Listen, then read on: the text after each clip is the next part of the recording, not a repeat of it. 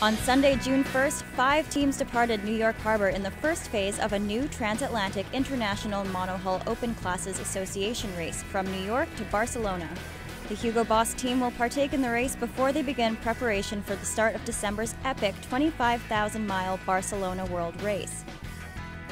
We caught up with the team before they left New York.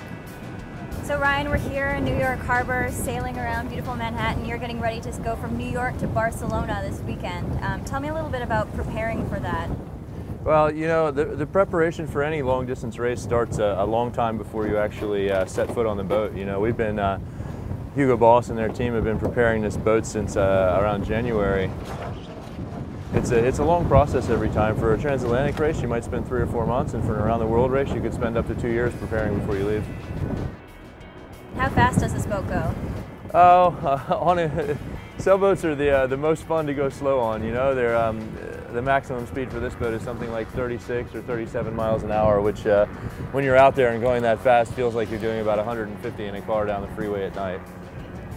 So if you're out in the middle of the ocean and something does go wrong, it's not like you can just call a mechanic. What do you do?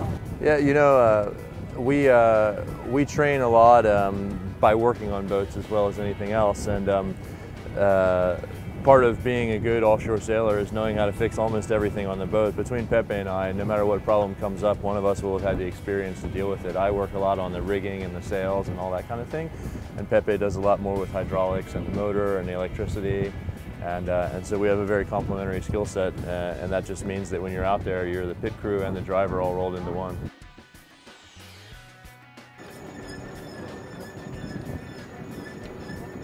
So when you're in the middle of the ocean, how do you keep in touch with people back home when you're working all day and not sleeping, not having a lot of time? I think different people do this different ways. Normally I call home once a week.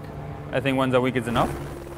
When you go step in the boat, you change your mindset. You are passing from normal life to be competing, you know? And when you are concentrating competing, you don't have, at least in my mind, doesn't have room for other things. So you have to forget a little bit family, friends and problems and concentrate on racing the boat. So when you're done this trip from New York to Barcelona and you do the trip around the world in December, what's the one thing you want to do when you get off the boat?